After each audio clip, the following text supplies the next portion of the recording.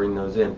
I hope that that's making sense, and I hope that it was easy enough for you to understand the difference between the shoulder in and the counter shoulder in. It's basically where the alignment goes in the body in relation to the part that deviates from the track.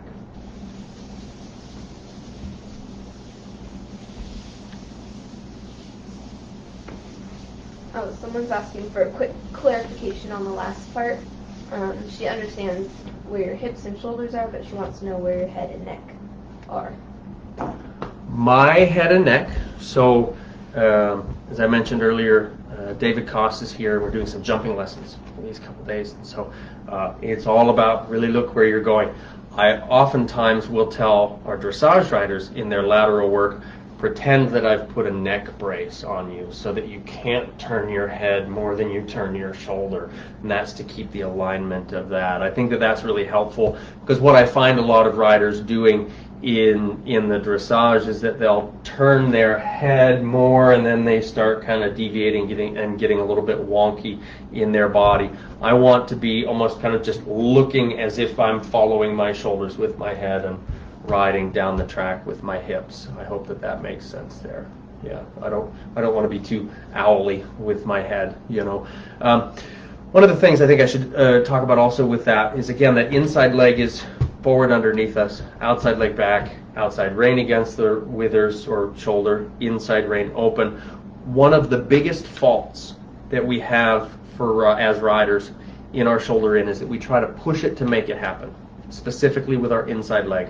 If you look at comments on your dressage tests, one of the biggest faults that comes up in the shoulder in the leg yield, and in the circles is that the rider is collapsing their inside rib cage or dropping their inside shoulder, and I would say that that is most often caused by pushing too much with the inside leg.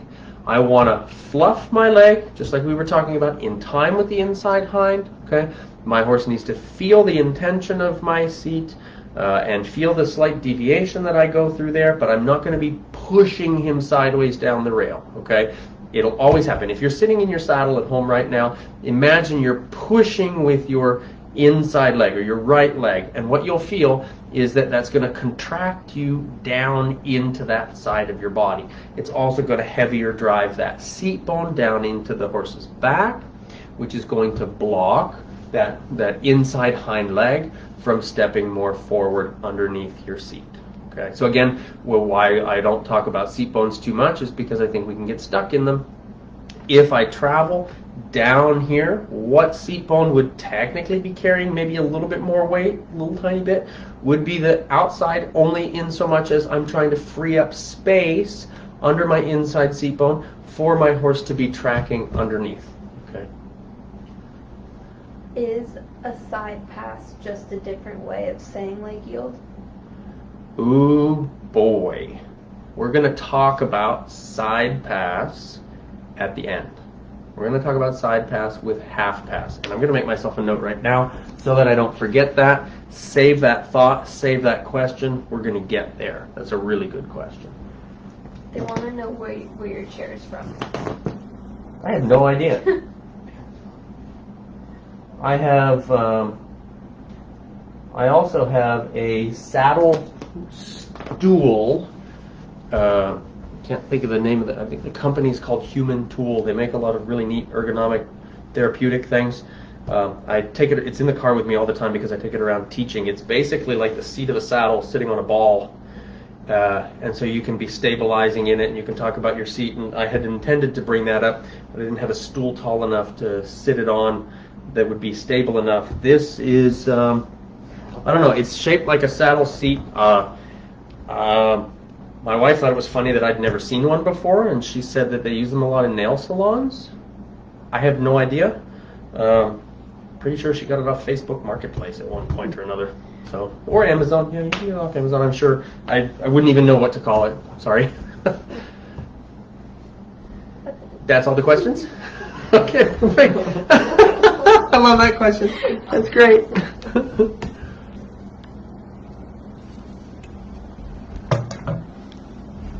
Okay, so we talked about shoulder in. we've talked about leg yield. We've talked about shoulder in. We talked about shoulder fore. We talked about counter shoulder in. Counter shoulder fore would be basically the same idea. So if you understood the difference between the shoulder fore and the counter shoulder fore, or shoulder out, then you would, or shoulder in, sorry, oh my gosh, I'm going to confuse the heck out of you guys. If you understood the difference, just erase the last like 35 seconds of what I just said. If you clearly understood the difference between shoulder in and counter shoulder in, you would understand pretty easily then the difference between shoulder fore and counter shoulder fore. It's simply a change of bend. It's a deviation of bend, okay? Which is shoulder fore, really great for balancing and suppling, okay? Counter shoulder fore, same idea. All right, so now we're going to talk about haunches in, haunches out, also known as travers and renvers, okay? I'm going to start by drawing the fence again. And then I'm going to draw my horse from there.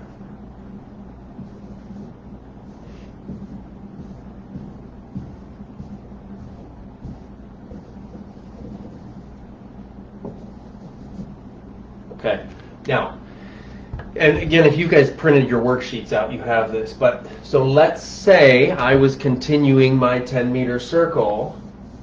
Tyler just rolled her eyes. I think that means she didn't print out her worksheet. So let's say I'm riding a 10-meter circle here. We said our shoulder in happened one step onto a 10-meter circle and carried it down the rail. Our travers, or our haunches in, happens one step shy of finishing the 10-meter circle and carries it down the rail. I hope that makes sense. Shoulder in, we take one step on the circle and we carry down. Haunches in, we're continuing our circle and we're just short. One more step, if you can again imagine this is the fence. If we take one more step, my horse is going to be on the track, right? That I could carry him straight down. And then one step further from there, he'd be in a shoulder in position. So your haunches in, or your travers position, is one step shy of completing the 10-meter circle, and then we carry that down the track. Shoulder in, or haunches in, travers, renvers. This is where we start to deviate with the roll of our legs, okay? The horse's legs. So I want to really take the time to be clear about that. In travers, or in haunches in, the outside hind is lining up with the inside front. The outside hind is stepping toward the outside front, stepping deeper under the body. The inside hind leg is on a track of its own. Okay.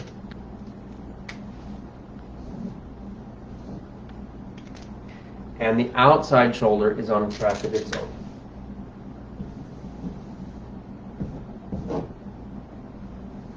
Remember what we said when we talked about the shoulder in. We name the lateral maneuver, movement, by the part of the body that deviates from the track.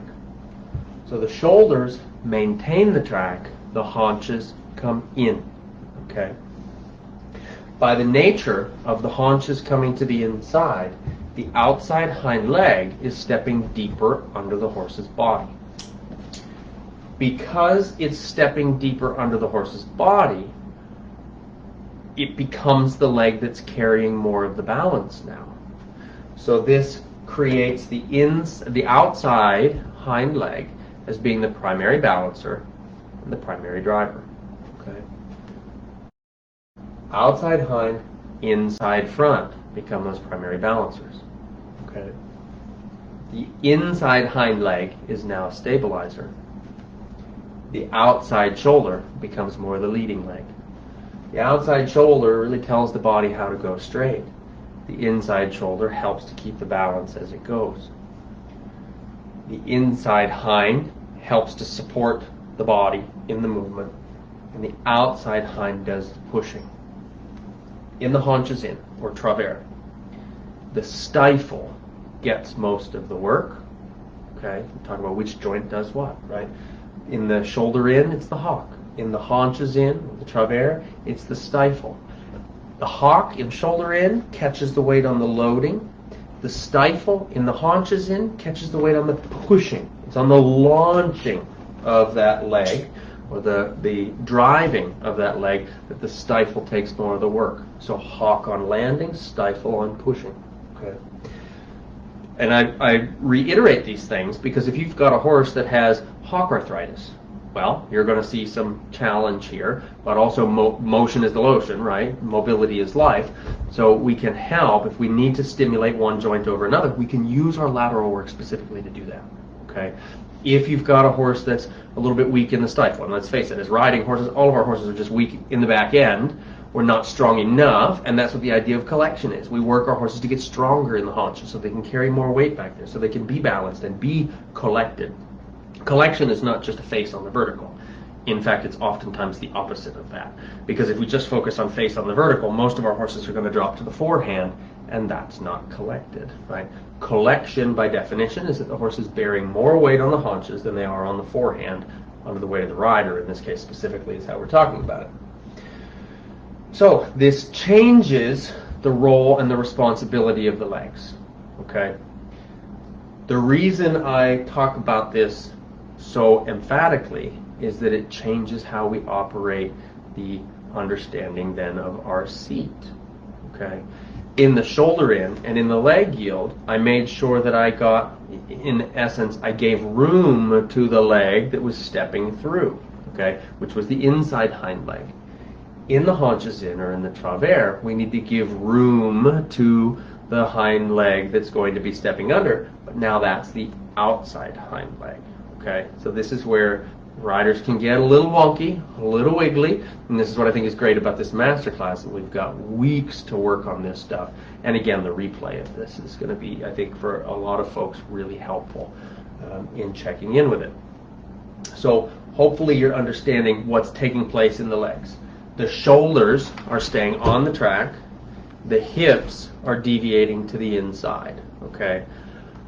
When we talk about the balancing diagonal, here's where it gets tricky, right? The balancing diagonal is now outside hind and inside front. Remember when we were talking about the circles and the shoulder in and the leg yield and the whole idea of learning how to post, rise and fall with the shoulder on the wall, because it's the outside shoulder and the inside hind leg that are primarily balancing, right? When we go to haunches in, we've now changed the balancing diagonal, okay? So one of the things that I like to play with, even when we're walking on a straight line, is I like to see, can I get my horse to change his diagonal? Which feet are balancing the load? Because that, to me, is a big key. Balance first, posture second, transportation third.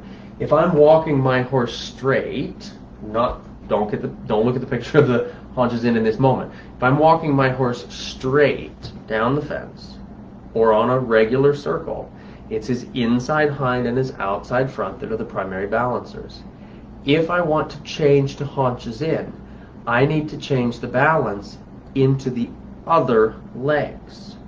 So before I try to change his position, I'm going to try to change his balance. And only once I feel like I can change that balance am I going to actually ask him to carry in that haunches in, okay?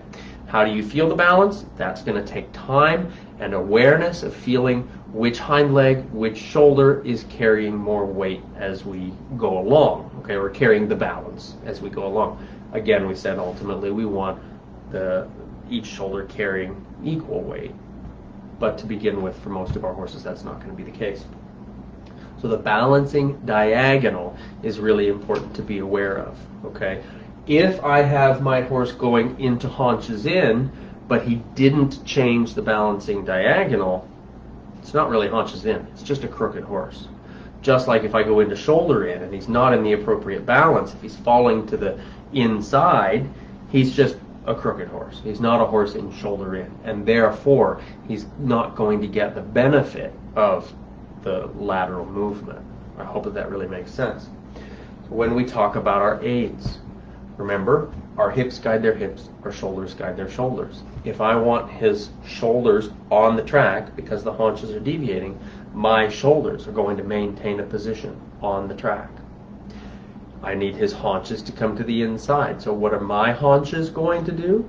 My haunches, my hips, are going to think about drawing to the inside. Okay? A lot of riders, when we first start doing that, they start to tip forward a little bit. Make sure you don't tip forward. In fact, think rock back and haunches in. I tend to think about my outside hip carrying around through my inside knee, because again, that outside hind leg needs a little room to step through the body. Okay, so I'm going to encourage that, and it almost, in a very slight way, it draws a little more weight into my inside seat bone as my intention comes forward there, okay, to the inside. Where are your legs? Inside leg, right down underneath you. Outside leg, slightly back. Notice how that has never changed, okay? So inside leg underneath you, outside leg slightly back. The reins might be a little bit different, right? The outside rein, in the past movements, the outside rein was against the shoulder or against the withers as a way of helping to aid the stabilizing shoulder of the horse, or the stabilizing front leg. If the purpose of that rein, in this case, for the way that we're describing it, if the purpose of that rein is to stabilize the balancing shoulder, where's our inside rein going to be? It's going to be against the withers or against the shoulder to help aid and stabilize that balancing shoulder. Not pulling, never pulling. In fact, it's going to be there, but oftentimes it's going to be reaching a little and guiding. It's still encouraging that shoulder to step. We're not talking about restricting with our aids. We're talking about general placement, okay? The outside rein, the outside rein, talking to the outside shoulder. Remember, the inside shoulder in the leg yield, in the circle, was the leading leg, and so we kept a little bit of a leading feel, an opening feel of the inside rein. That's what we're going to be doing with the outside rein here, is that slight feel. I'm not saying open that up, right? Not full time. But I'm saying have that lighter feel right there, because if our horse is lagging behind with the haunches, you can open that outside rein one step. You can open that outside rein and you'll feel those hips deviate to the inside, okay? Because it helps more to free up that outside shoulder, and it helps more to tell that inside, the outside hind leg to load more weight and deviate more inward, okay? So, again, our shoulders, guiding their shoulders straight. Inside rein, aiding the stability of the inside shoulder. Outside rein, aiding the mobility of the outside hind leg and still allowing the freedom for that outside shoulder. Our hips deviate to the inside very slightly with their hips, okay? Thinking forward into your knee. That's how I like to think about it. Thinking forward into your knee, so that you're drawing the hind leg underneath you rather than trying to drive the hind leg underneath you. You can see even here as I talk about it, a fault there. If you're pushing too much with your outside leg to try to push and shove the body into position, you're going to be collapsing and leaning to the outside there, and then you're going to try to straighten your shoulders back up, and now you're all wonky and twisted up and wondering why your back hurts at the end of your ride. Okay? You want to stay, again, that center pole for the carousel horse. Think about the stability of the aids, and think about the intention of those hips coming to the inside, even though your shoulders are tracking straight. That's hard, okay? Because as soon as we do that, our inside shoulder tends to lead. And then we're like, no, we got to bring that shoulder back. It's like you got to be able to do the twist in motion a little bit while you're riding, okay, and stay in that one little tweak position of the twist to encourage your horse to come into that. One of the primary deviations of our horses when we ask for haunches in, if you've tried to school this with your horse, if you do school this with your horse, you likely have felt, if you haven't done it yet, you will feel, I promise, when you ask for the haunches to come to the inside, the nose wants to go to the outside. The reason for that, remember what we talked about with the inside hind being the balancing leg on the circles and the leg yield and shoulder in. The horse's nose wants to draw toward the hind leg that's carrying more weight. Give that a moment to sink in. The horse's nose naturally wants to draw toward the hind leg that's bearing more weight. Think about your horse that's walking, relaxed, down the trail, and the nose is going a little left, a little right, a little left, a little right, a little left, a little right. And they move kind of like a little fish going down the trail, right? If you really think about what's happening in those moments, it's when the left hind foot lands on the ground, the nose draws left. The right hind foot lands on the ground, the nose draws to the right. The horse's nose wants to naturally deviate toward the hind leg that's bearing the most weight. Okay? That's what makes this movement so challenging for our horse. Because when we ask, in this case, the left hind leg to bear more weight, the horse's natural tendency for natural bend is to be to the left. And in this case, we're saying keep the bend to the right, but change your balance to the opposite diagonal. Okay? So we hear a lot of people talk about a counter bend with a horse. This is technically, in this case, a counterbalancing of our horse by changing the balancing diagonal. So I hope that makes sense. I'm going to give you guys a moment to ask any questions that you might have. I'm going to take, again, a bit of a drink of water here. Tyler, are there any questions that popped up as we were going? No? Probably means everybody fell asleep watching.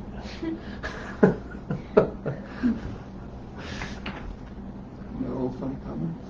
No funny comments? No poking fun? No, oh man. No. Not saying you guys have to make those. Someone said it's a Belimo chair, and someone's dentist has a saddle seat like yours. Oh, awesome. We're just figuring out. Yeah, where trying the to figure chair's out. from. There we go. There we go. So everybody's Googling and not even watching this lecture. No, I'm kidding. Not a Belimo chair though. Balamo chair. Balamo chair is the wall. Ah, okay. Yeah, so to give everybody an understanding, for understanding what this seat is, I could probably look underneath it. I bet there's a tag. That would be an easy way to do it. It's a saddle stool. Just a saddle stool. Yeah, it's doesn't say, but it's distributed by Savvy Salon Furnishings. So totally check that place out. Okay, here's a question. Is there any The weird things I'm doing on the video. I told you I'm way too comfortable in front of these cameras. is there any position to change balance by changing position? I have to think about that for a moment. Is there any position To change balance to change balance by changing position. by changing position? I don't understand the question.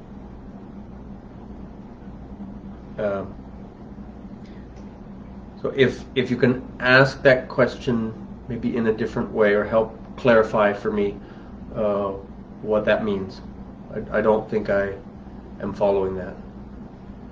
Someone else said, my horse consistently lags behind with the hindquarters when leg yielding. I'm constantly micromanaging in the hindquarters so they don't get left behind. Any suggestions? ? Is she just not strong enough? Okay. So one of my suggestions for that, probably my primary suggestion for that, okay, I have two suggestions for that now that I'm thinking about it out loud. First is make sure that we are really clear with our aids, okay? Make sure that we're not over leading with the outside shoulder, right, that we're trying to stabilize. And I would sooner say slower is going to be better to really get the mindful movement in there, okay? So if she's lagging behind with the haunches, slow the shoulders down to match, okay? That's going to be the first thing. And then what I would probably do with that, it may be a strength thing, it may be a suppleness thing, it may be an understanding thing, right? What I would try to do with that is get the slow leg yield stepping in alignment and in balance. So again, think about what we were talking about. Balance first, posture second, transportation third. Get the slow, properly aligned movement, even if it's just a weight shift to start with, or one step to start with. And then I might trot out of that. I'm assuming we're talking about a leg yield at the walk. But I would trot out of that forward, and then come back to that in a minute after the horse has gone forward in the trot, and then I'll say, okay, let's walk again, Can we leg yield a couple steps? Super mindful. And then can we trot forward out of that? So the horse is, in a sense, anticipating the energy and the effort that's going to come on the other side of the leg yield, and that's going to help him to put more energy and effort into the leg yield itself. It's a pretty simple, really, I think, way of doing that, and it's much like if you're training a horse to work cattle. You never rush the turn. You get the turn really specific, and if you lose the cow, you might have to hurry up after, but you get accuracy first and the speed will come. You get that turn to be specific, and then you might, again, have to hustle to go get the cow. Pretty quick, the horse learns that if they put a little hustle in the turn on their own, they don't have to hustle so much afterwards to get the cow. So you're kind of using the transition in there, basically, to help them become a little more motivated. So if you have the outside rein slightly open and the tendency is to follow that, how do you keep them from moving that direction?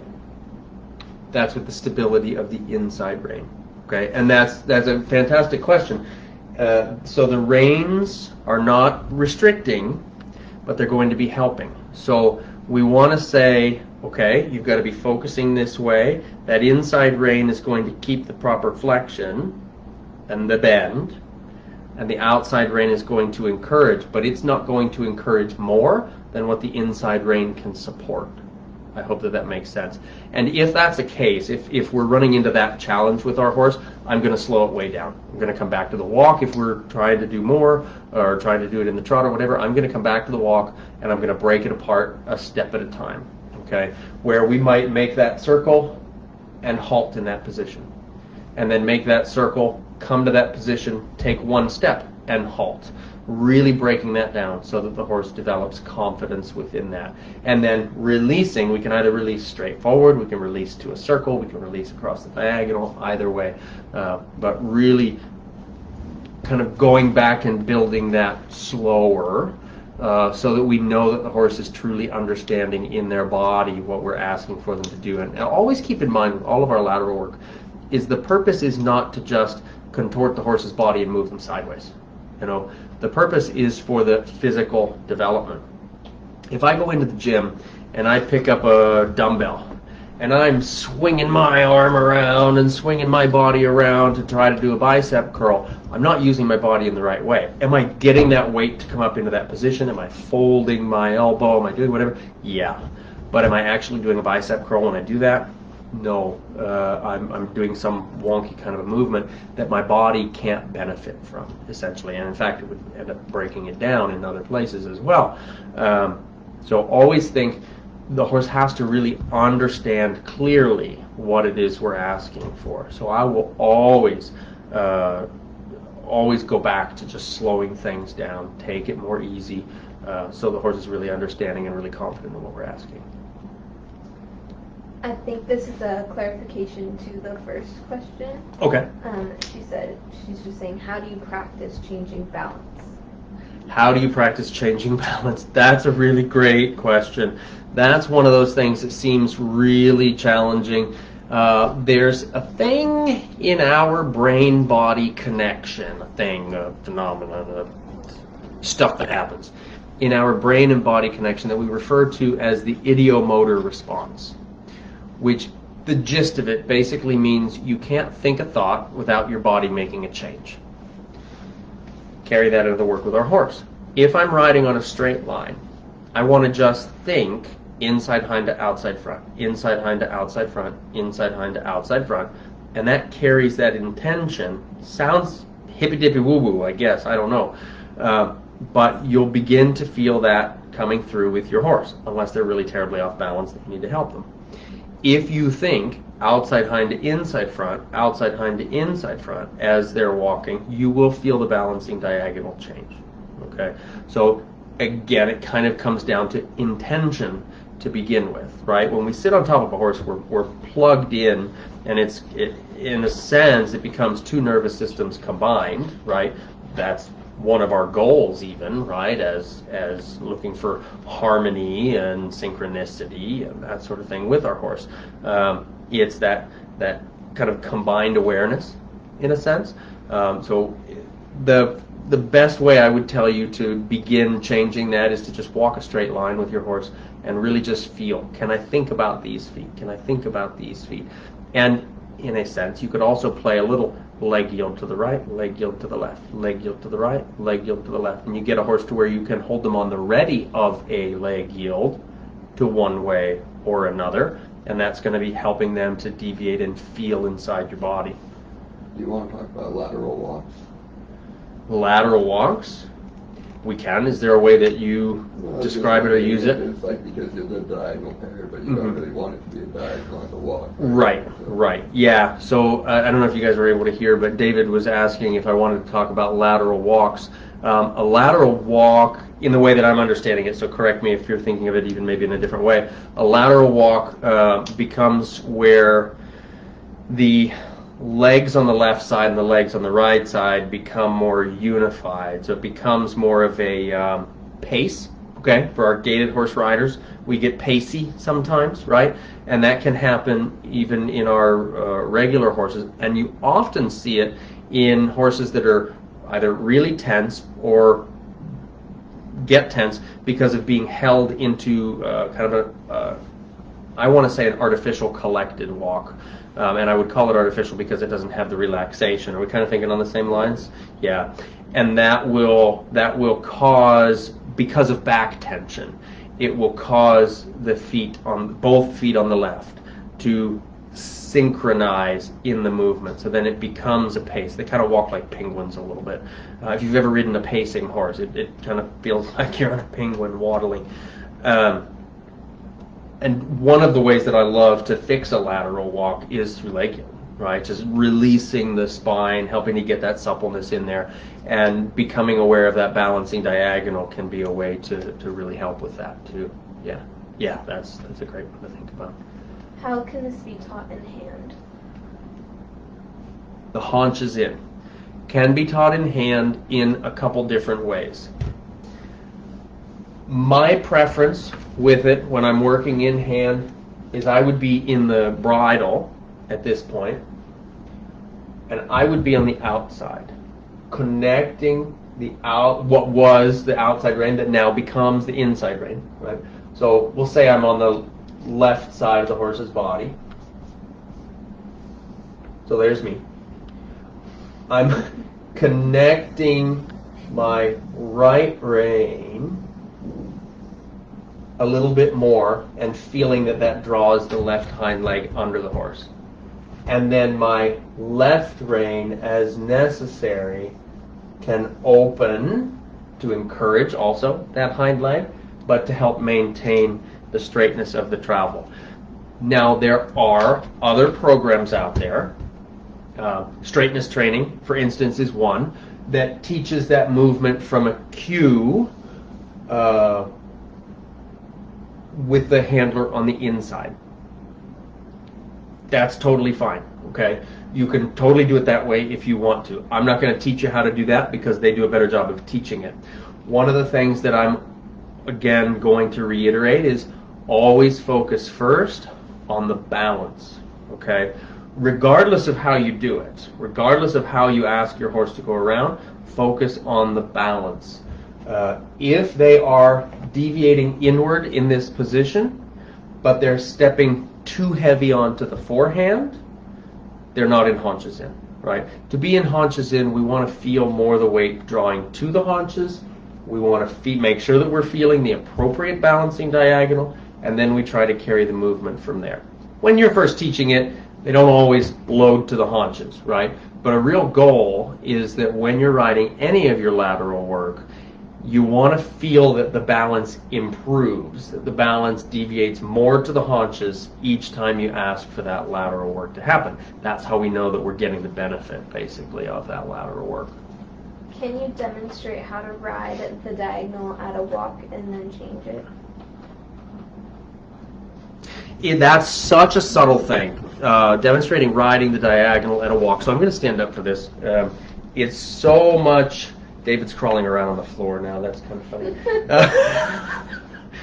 If we could deviate the camera downward, we could show them. No, I'm kidding.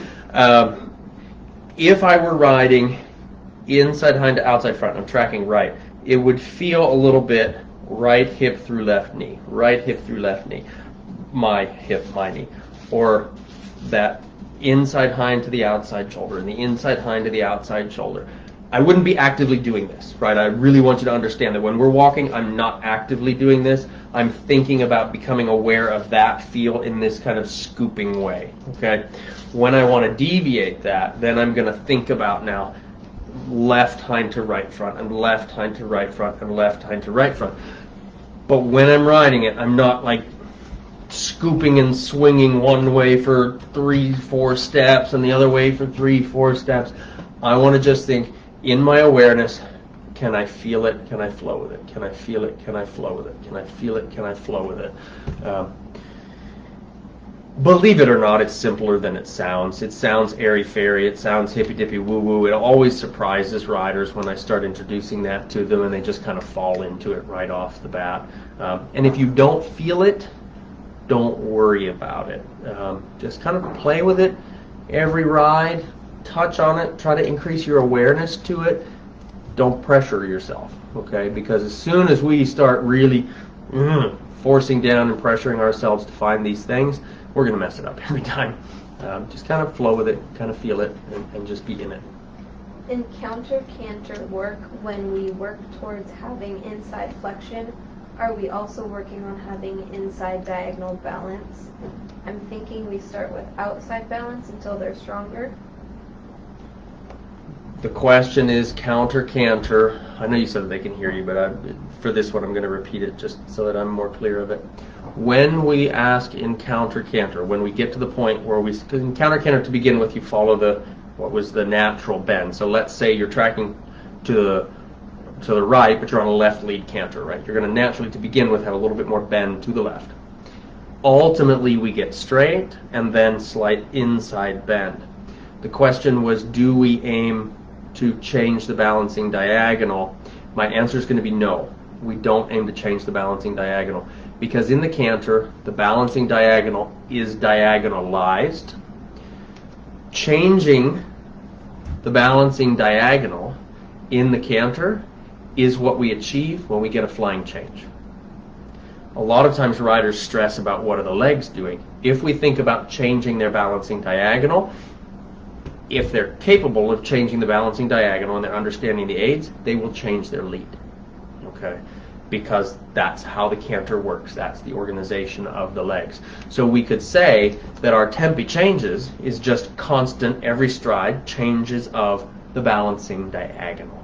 Okay, so a fantastic question, and I hope that's a helpful answer for you. Do you do the whole long side or just some strides when doing lateral moves? Same on circle, whole circle, or just some strides? That's a perfect question, and that's going to depend on the fitness level, the skill level, and the fitness level of the horse. When we first start out with our lateral work, it might just be one step. It might even just be a balance shift.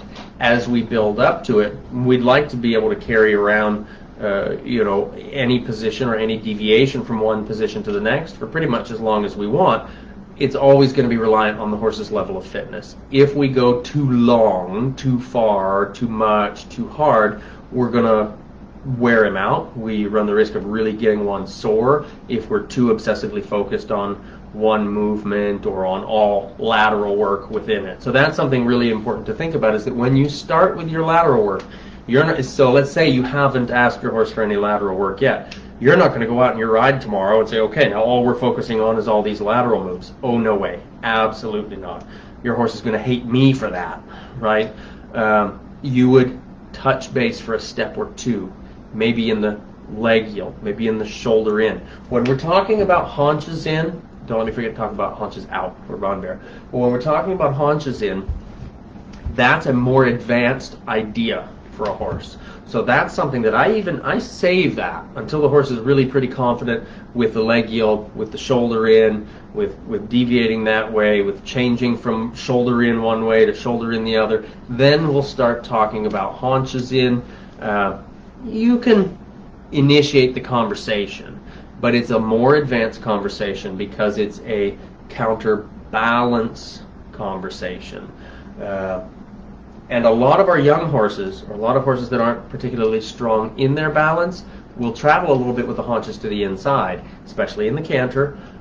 So this would be something that I would be careful of introducing too soon. I would make sure that I really had a solid feel of the horse's alignment before I would start going into that. But talking again to how far, how much, when you're first teaching it, I give as a very general example, if we're initiating a shoulder in with our horse, say you're in a regular dressage arena,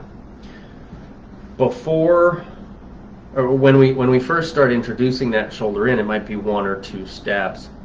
It might be at least a year before you go the full long side in a shoulder in and expect that horse to carry that balance. Not to say you couldn't do it sooner, right? But really give your horse the time, because if you push too much, then you're just going to strain things, and you're going to cause a lot of tension emotionally within that as well. Do you feel you have issues keeping yourself balanced on your own horses? And what do you do to try to fix this in the saddle? Do I feel that I have issues keeping myself balanced on my own horses? I don't know if that means versus other horses or just balance in general. I think balance in general, Balance and I in think the question is, what do you do to try and fix this in the saddle if you have balance issues? If you have balance issues. Honestly, if you as the rider have balance issues, the first thing I would recommend is going back to the lunge line lessons. That's something that I think is often underutilized and undervalued, and it's one of the most valuable things that we can do as a rider, is to take lessons on the lunge so that we can focus on ourselves, so that we can focus on that development more than having to worry about our horse. So if we've got a rider that's struggling with the balance there, we're gonna talk more about just seat development in those moments, much less about lateral work, much more about seat development in those moments. And then another thing that I think about is, when we're talking about balance that way, when we're talking about the skills as a rider, there's a lot of skills as a rider that we can develop without even being on the horse, because we're talking about things like tone, suppleness, flexibility, balance. Those are all things that you can learn through yoga, Pilates, strength building, lots of things that aren't necessarily horse, that will help to develop those things for you as a rider. When you teach haunches in and hand, do you use a whip to move the hind out, or does it happen naturally when you flex the neck? It happens naturally. That doesn't mean that I won't sometimes find a need or a reason to encourage with the whip, but when we've done enough unlocking of the body and we connect the bridle in hand, haunches in honestly happens organically. It's really very, very natural, very smooth for the horse to transition into that. Why are jumping horses taught to do changes at a young age? It's a change of balance. Haunches in seems to be something that is going to help with canter work? ? I'm going to say no. I'm going to say be careful of that. I'm going to say focus more on shoulder in, because one of the natural deviations in the canter is for the haunches to fall to the inside. So I would say shoulder in is going to help the canter more than haunches in, because the shoulder in is kind of a sister position for the canter itself, because we talked about how the canter is the only naturally bent gait that the horse has. The shoulder in aligns the appropriate balancing diagonal, where the haunches in changes that balancing diagonal. So if your horse is on the forehand, basically, if your horse is on the forehand, the hip will have a tendency to draw to the inside because they're balancing on the wrong diagonal legs. So to me, I don't think that I would, in most cases at least, I don't think that I would school too much haunches in at the canter as a way of strengthening the canter. Half pass now, and we'll get to that in a moment, half pass is going to help your canter more than haunches in will. So in an exercise where the horse is asked to do haunches in down half the long side and shoulder in on the other half, how hard is this balance switch on a horse? It depends on the horse's confidence with the balance switch. I wouldn't say that the balance switches are necessarily physically hard, but Emotionally, the horse has to understand it. Cognitively, the horse has to understand it. And the rider has to prepare that. It's not a, okay, here we are in this diagonal, boom, here we are in this other diagonal. You can't do that. Tempi changes. You can do it in that stride, right? But if we're going from haunches in to shoulder in, for me, that's going to be 3 or 4 good steps before we get from one to the next. Otherwise, we're going to be rushing pretty seriously to get that done. In the trot, it's a little easier because of the diagonalization. You can go within 1 to 2 strides from that change. In the walk, it's going to take you a couple more strides. And I would say specifically focus in the walk on that if you're just green to doing that combination there. Let it be, I want to think about, we go from, I think the question was haunches in to shoulder in.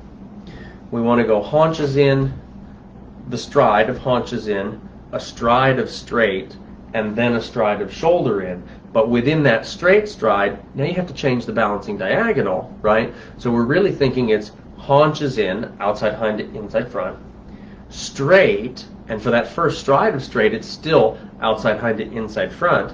The next step is a stride of inside hind to outside front, and then the next step is going to be the shoulder in. So technically, you would have 2 straight strides in there if we're thinking about following this line of thought to get that to happen. Otherwise, the horse is going to feel a bit overwhelmed.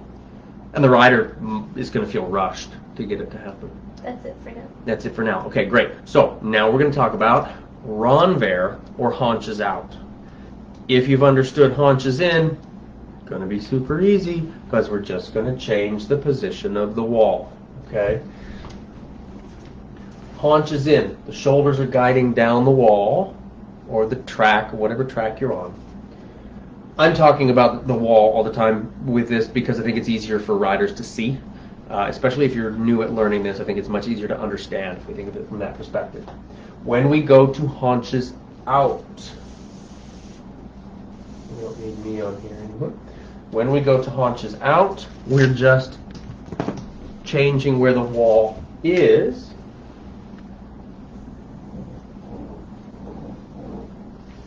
And when we do that, so let's say you're tracking, you would have been tracking to the left, so the horse is balancing left hind to right front. Haunches out, the balance stays the same, but the bend changes, okay? Where we would be going from a left bend to a right bend in that case. If we're following the tracks, the shoulders are still guiding. So if you're riding on the outside track and you want to ask your horse to go with their haunches to the outside, you need to move the body over or inside one track before you can ask for that to happen. So there's an opportunity for a leg yield, I guess. You'd ask the horse to step over to the inside track, and then you'd change the bend to put the haunches to the outside. Still the same aids, in essence, when you're doing it this way. Your shoulders are guiding, and then your hips are helping to deviate. Okay. So again, haunches in, haunches out, or travers and renvers. The differentiation is what side the wall is on. Your aids aren't going to change unless we're going, left bend, right bend, left shoulder in, right, or left haunches in, right haunches in. But the way that we're talking about it right here, haunches in when you're tracking right is going to be feeling the same as haunches out when you're tracking to the left. I hope that's clear and understandable. Yeah. Any other questions popping up in there as a result of that? Nope. Nope. Pretty good. All right. Now we want to talk about half pass.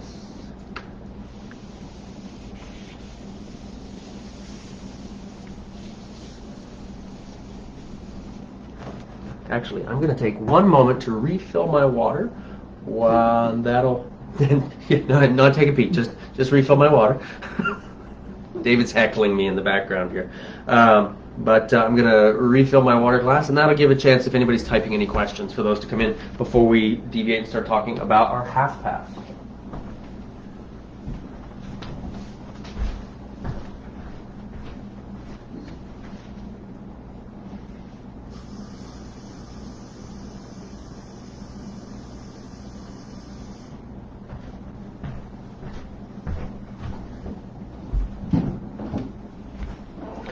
All right, how was that for a weird moment where you're like staring at a blank screen? Where did he go? Peaceful. Peaceful, there we go, yeah.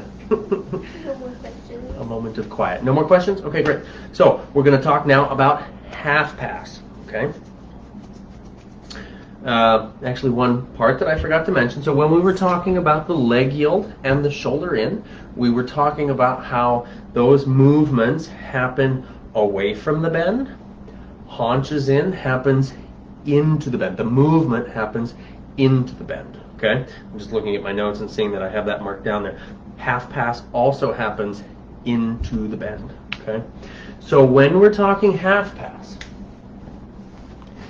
there's different degrees of expectation in your half pass based on your horse's strength and understanding, okay?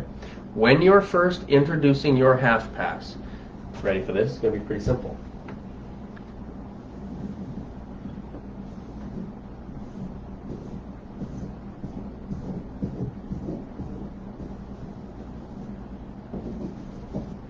When you're first introducing your half pass, I'll draw these balancing legs.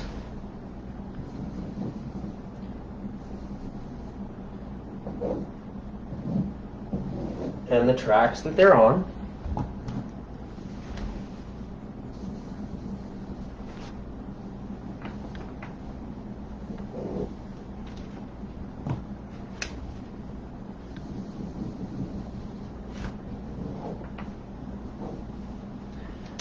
We've got 3 tracks.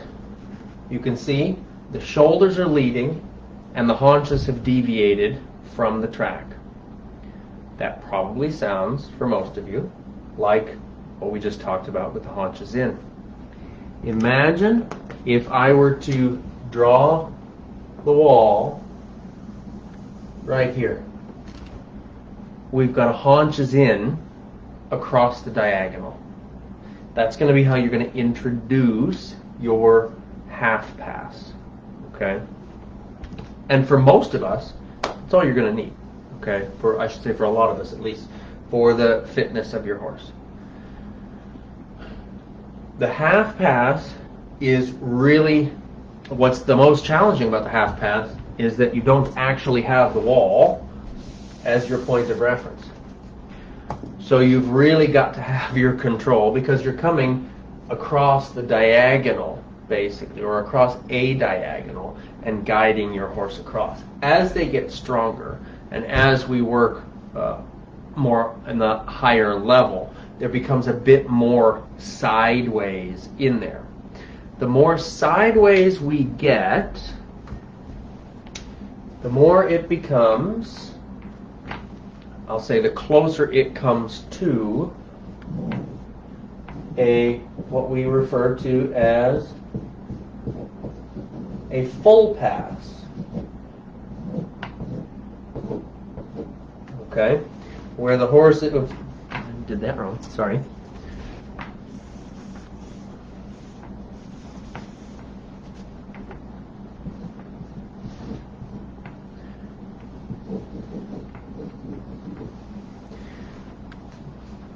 The stronger your horse gets in the half pass, and the more control we get, the more availability of the movement of the legs. We could say suppleness. Articulation is really more what it's about. The more of that we get, the more we aim for a more straight sideways, okay? Which is what we refer to as a full pass.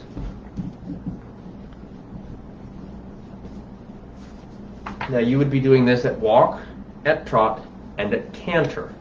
Now, you almost never see full pass at the canter unless you're talking about bullfighting horses, okay? Or your really high-level working equitation horses. You'll see that in there. A canter straight sideways with a flexion into the direction of movement is really challenging. The question came up earlier about the side pass. Side pass, what we see oftentimes shown,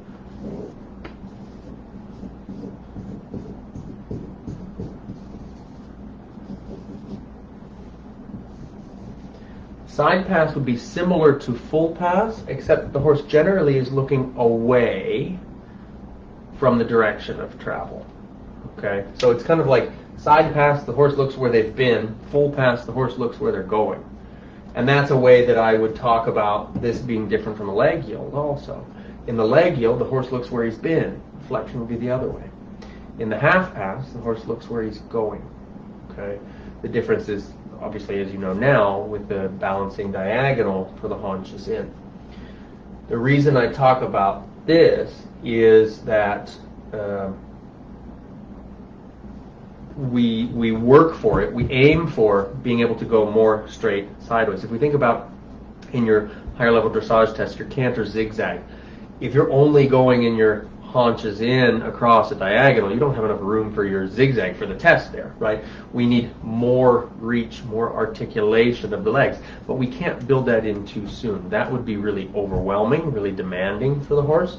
So that's something that we progressively develop as the horse increases in their ability to sit and carry the rider into that sideways movement.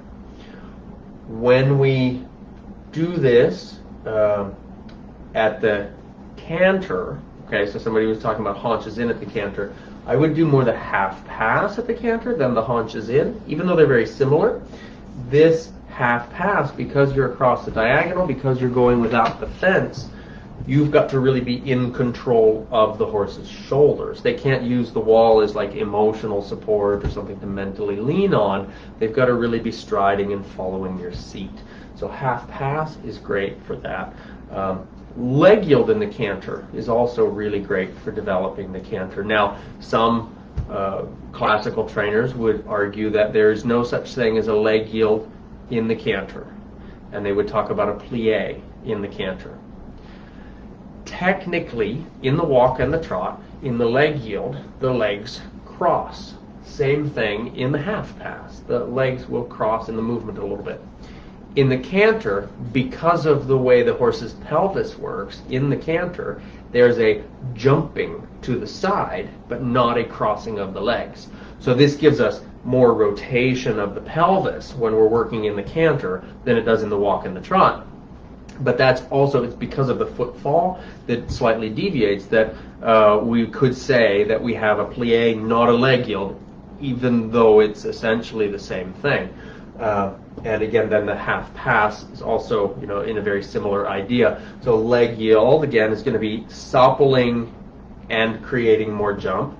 Half pass is going to be strengthening and creating more jump in the canter when we're talking. So the idea of the aids for the half pass, they're going to be exactly the same as your aids for your haunches in. It's going to be about your intention and where are you headed in the arena or in the field or on the trail or wherever. Your full pass, as you develop there, simply thinking it's less forward, more sideways intention. Less forward, more sideways intention as you go. So again, if you understood the aids of the haunches in, you have the aids of the half pass. Questions? Yeah. So if a horse is struggling to pick up the correct lead one way, say left, because they're on the wrong diagonal pairs, would you use shoulder in to the left to help them learn the balance and get the correct lead? I think that's a fantastic question. If the horse is struggling to pick up the correct lead because of the balance, would I use shoulder in? Yes. First, I would use leg yield, because leg yield really helps to establish the balancing diagonal.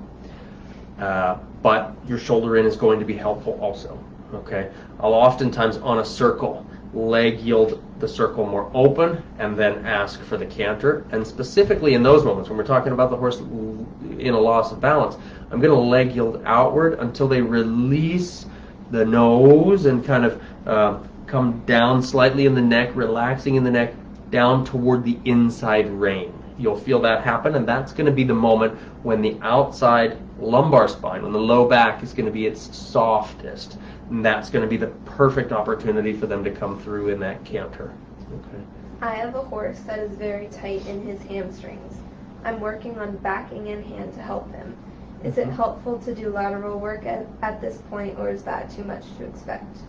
I think it can be helpful, and of course, when we're talking about tightness in the hamstrings, I would talk to your body worker, talk to your vet, that sort of thing. But working the lateral work when you've got tight hamstrings, I think is going to be really a good beneficial idea. My reason for that is that tight hamstrings often come from a horse that's heavy on the forehand and kind of jabbing and stabbing, kind of like pushing downward. If we think about a racehorse on the track, they generally tend to have really tight hamstrings because they run like wedges, right? They run downhill, and those hind legs push and propel forward like a wedge, rather than like what we would see in our collected horses where the haunches sit and lift, right? So that's the gluteal muscle work versus the hamstring muscle work.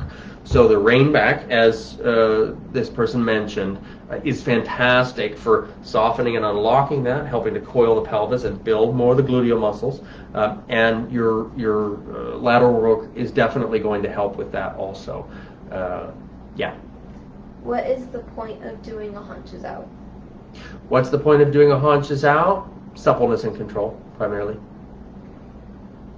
Why is it more important to establish the leg yield before the half pass? Because the leg yield is going to supple, and if the horse's body is not supple, the movement in the half pass for most horses, I find, is going to cause a lot of emotional tension. Is there a strengthening benefit to the full pass at a walk? I think there can definitely be strengthening benefit to the full pass at a walk, and that's when we'll see it primarily. In the full pass, we'll see that in our working equitation, things like that. Yes, I think that's really great. And now, keep in mind also, we're not talking for a long length of time or a large number of strides when we're doing that. It might be, hey, here's a half pass, give me a step or two of more of a full pass, and then return to the half pass. That's going to check in and really get the horse minding that they're shifting in their weight and articulating through their legs. What is the rein position in the half pass? What's the rein position in the half pass? It's going to be just like in our haunches in. So if I'm half passing toward the camera on this horse here that's in right bend, my left rein is going to be at the shoulder or at the withers, not blocking though. We still need to be encouraging forward. So it's positioned, but it's not blocking. My outside rein is going to be steady, but if it deviates, its tendency is going to be to deviate to the outside. Okay, so connected, soft, ready to open to encourage the haunches to come through more. My shoulders are aiming for exactly where I want to go in that. My hips are deviating slightly toward the direction that I want the hips to go, which in this case is going to be forward around to the right. My inside leg is hanging underneath me. My outside leg is slightly back to support the haunches there, not to push, because if we push, then we're going to be leaning and contorting, right? So I'm staying stable above my horse, orienting my hips slightly to the right, which would be the inside for that. Shoulders aiming where I want to go, hips aiming where I want his hips to go, and otherwise, leg position has stayed the same. During full and half pass, should legs not cross past center? During half pass and full pass, should legs not cross past center? Should legs not cross past center? You're going to see, particularly in full pass, you're going to see the legs cross past center when the horse is really giving you availability in the legs. And so we want to be careful with that, and that's why I would definitely say do it for a moment, do it for a step. Don't do it for long term, and don't do it hardcore. You're always, I feel like the aim in all of the lateral work, in any of the collecting exercises, the aim is always to get that hind leg to step to the midline so that it can carry more weight and support the horse's body better. I was once told by a knowledgeable clinician that side pass is a forward movement and the forehand will lead the hindquarters instead of being straight sideways to allow crossing of the legs. What would a horse's posture look like when doing a perfect side pass? Okay, and I'm glad that question came up. So, side pass, because the horse is looking where he's been, we would say is technically a leg yield with less forward. That said, you could also ask for a side pass where the horse is looking into the direction of travel. That would be more considered a full pass. The idea with and they should all of these movements should be feeling forward. So when we're talking forward, it doesn't necessarily mean they're stepping forward, but their thought process is forward flowing.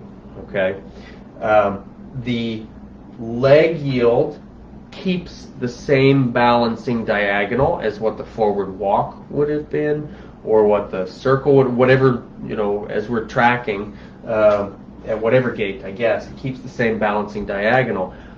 Oftentimes I describe it as the horse can kind of, this is going to sound wrong and I don't want it to sound wrong, but the horse can fall into the leg yield where the horse has to drive into the full pass because of the change of balancing legs.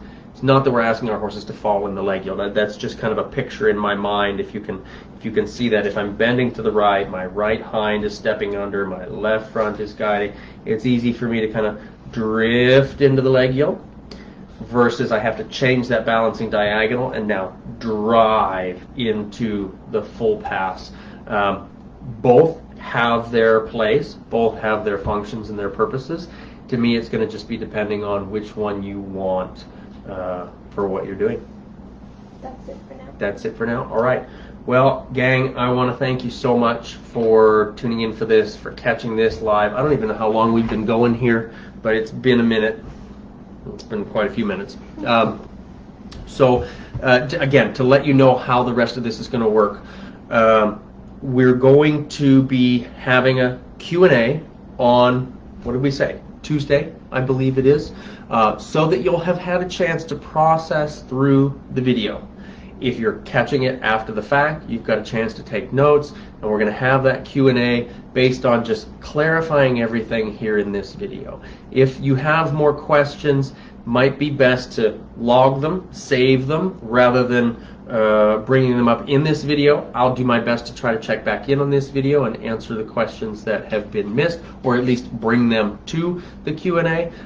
Best if you can catch the Q&A to be there live for that. We are going to do that through Zoom. I think there's been an overwhelming response that Zoom sounds great, so I'm all about that. We'll get it figured out how to do that.